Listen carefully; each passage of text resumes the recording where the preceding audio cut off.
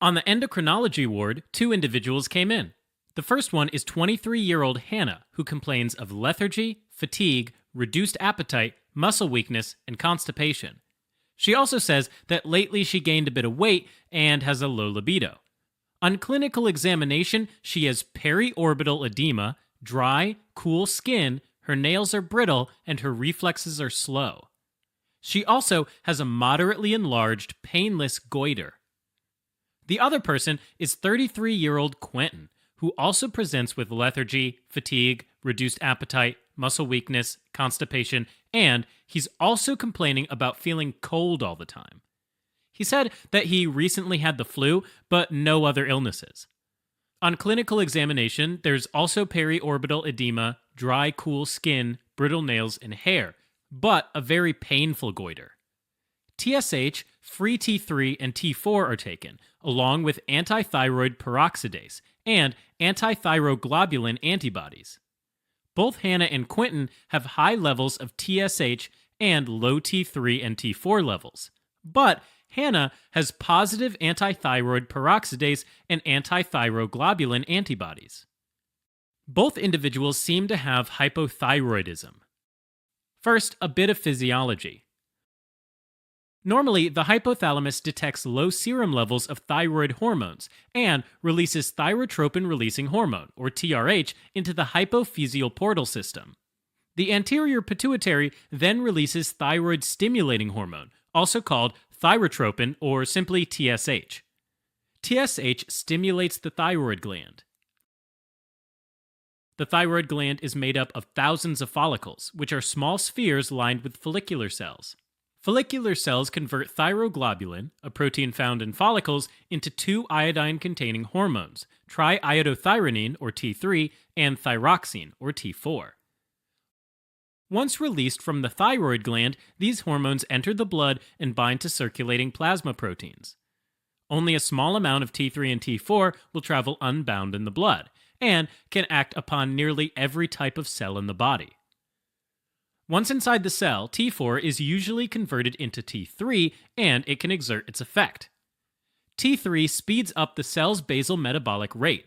It increases cardiac output, stimulates bone resorption, basically thinning out the bones, and activates the sympathetic nervous system. Thyroid hormones are also involved in a number of other things, like controlling sebaceous and sweat gland secretions, hair follicle growth, and regulating proteins and mucopolysaccharide synthesis by skin fibroblasts. Now, hypothyroidism can happen a few different ways, and all of them result in a decrease in thyroid hormones and a decreased basal metabolic rate, where cellular reactions are happening slower than normal. There are three types of hypothyroidism. In primary hypothyroidism, the thyroid gland is the problem because it isn't making enough thyroid hormones. Not only is there a lack of T3 and T4, which causes a slowing down of metabolic processes, but there are also increased levels of TSH from the pituitary to try to stimulate the gland. A secondary effect of the high levels of TSH is that it stimulates fibroblasts in the skin and soft tissues. The stimulated fibroblasts start depositing glycosaminoglycans in the interstitium. Secondary hypothyroidism is caused by damage to the pituitary, and tertiary hypothyroidism is caused by damage to the hypothalamus. These are sometimes called central hypothyroidism. A high-yield fact for your exam is that they can lead to a decrease in TSH release, which decreases the activity of the thyroid. Regardless of the cause, symptoms of hypothyroidism are the same, and in order to remember them better, keep in mind that hypothyroidism slows down almost everything. It can take years to manifest and affect multiple systems. Metabolic findings include modest weight gain and cold intolerance due to the low basal metabolic rate. Skin and hair findings include cool skin due to vasoconstriction and dry skin due to reduced secretion of the sweat glands and sebaceous glands. The hair is coarse and brittle, and there can be diffuse alopecia. Also, the nails are brittle. Hypothyroidism leads to an increase in glycosaminoglycans in the interstitium, which can elevate the osmotic pressure, leading to water retention and eventually non-pitting edema. As a result, the individual has a puffy appearance called myxedema. Ocular findings include periorbital edema. Gastrointestinal findings include constipation due to low GI motility, and there's also reduced appetite. Musculoskeletal findings include hypothyroid myopathy, which presents with muscle weakness, especially proximal weakness. Sometimes there can also be muscle damage, and in this case, CK levels are increased. It's not exactly understood why this happens, but it's known that thyroid hormones have a great influence on cell metabolism, and this includes muscle cell metabolism. Sometimes carpal tunnel syndrome can appear, and it's thought that this happens due to the accumulation of glycosaminoglycans. There can also be myoedema, which is a bump caused by local muscle contraction when triggered by light percussion with an object. The prolonged muscle contraction is a result of the alterations in muscle fibers caused by hypothyroidism. Reproductive findings include menorrhagia, oligomenorrhea, and low libido in females, and even infertility. These changes can occur due to deficient LH secretion.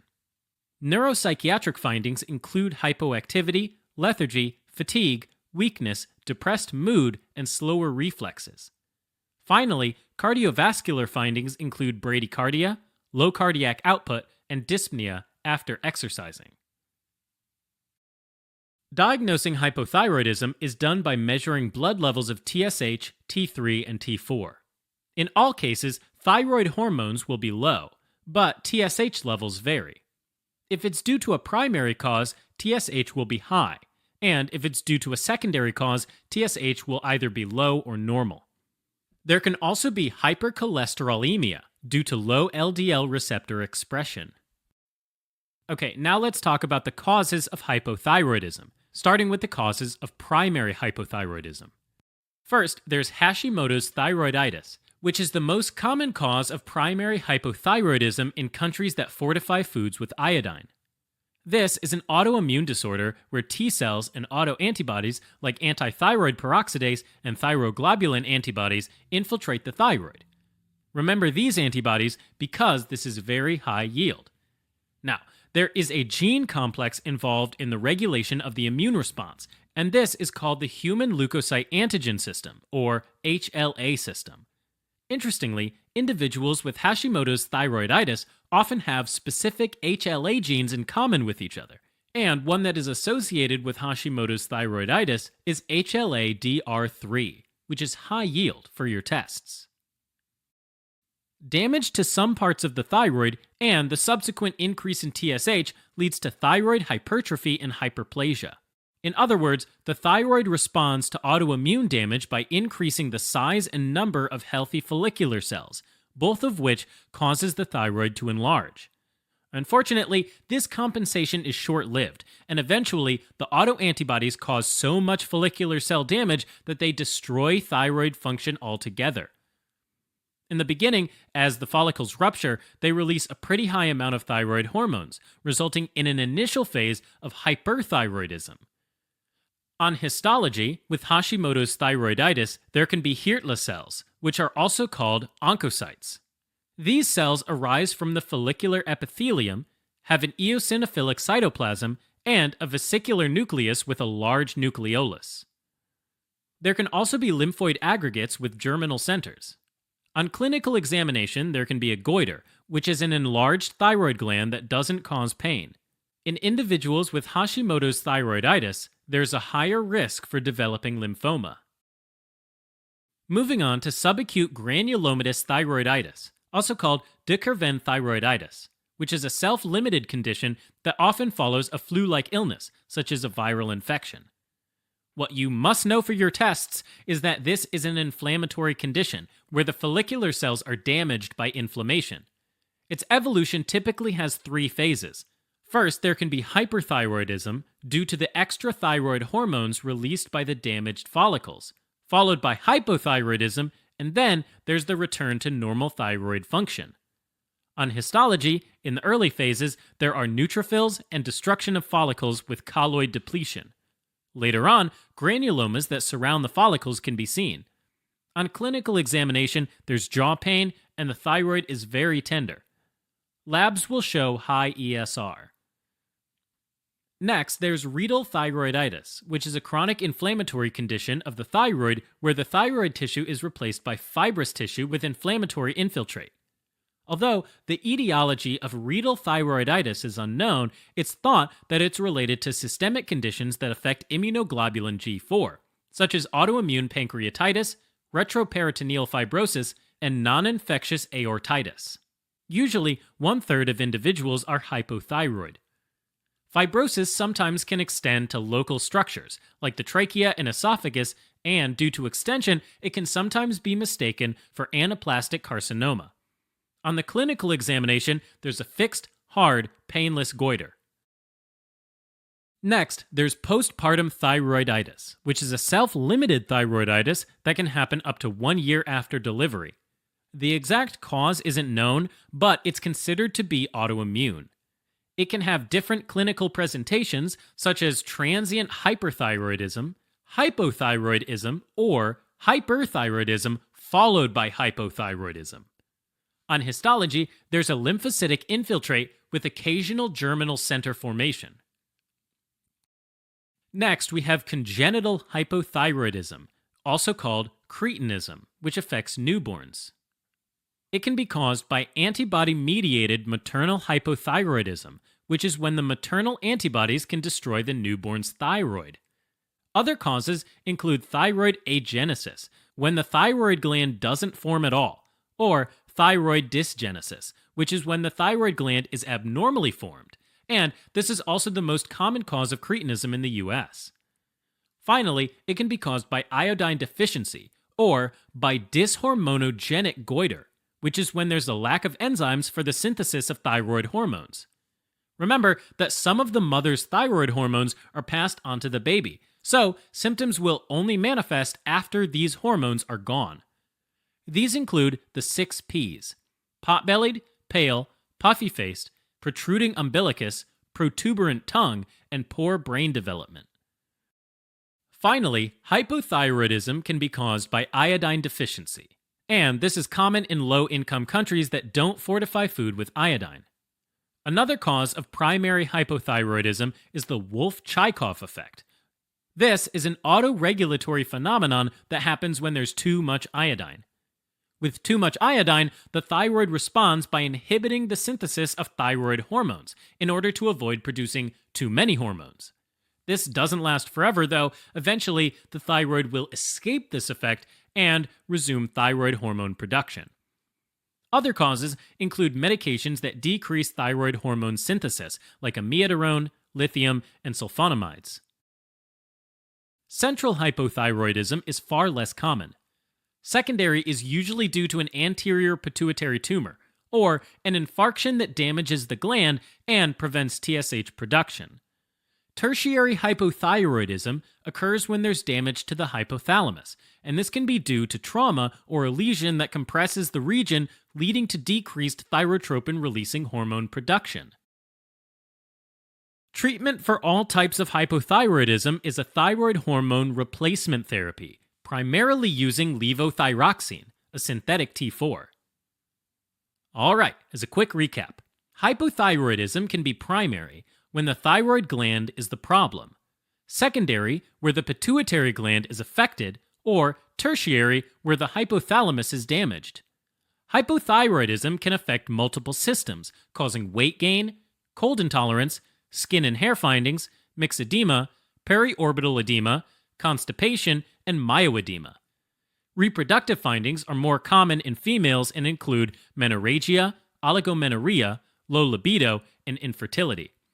Neuropsychiatric findings include hypoactivity, lethargy, fatigue, weakness, depressed mood, and slower reflexes. Finally, cardiovascular findings include bradycardia, low cardiac output, and dyspnea after exercising. Diagnosing hypothyroidism is done by measuring blood levels of TSH, T3, and T4. In all cases, thyroid hormones will be low, but TSH level is elevated in primary hypothyroidism. Primary causes of hypothyroidism include Hashimoto's thyroiditis, subacute granulomatous thyroiditis, also called de Quervain, renal thyroiditis, postpartum thyroiditis, and congenital hypothyroidism, also called cretinism, which affects the newborn. Other causes of primary hypothyroidism include iodine deficiency, Wolff-Chaikoff effect, and medications like lithium. Okay, back to our cases. Hannah came in with the classic symptoms and signs of hypothyroidism, like lethargy, fatigue, reduced appetite, muscle weakness, constipation, along with weight gain, low libido, periorbital edema, dry, cool skin, brittle nails, and slow reflexes. Lab tests confirmed primary hypothyroidism because they showed high levels of TSH along with low levels of T3 and T4. She also had a moderately enlarged, painless goiter, and this, along with the positive antithyroid peroxidase and antithyroglobulin antibodies, makes the diagnosis of Hashimoto's thyroiditis. Quentin also presents with symptoms of hypothyroidism, which the labs confirm is primary in nature due to the elevated TSH. However, his goiter is very painful, and, along with his history of a viral infection, the likely diagnosis is subacute granulomatous thyroiditis.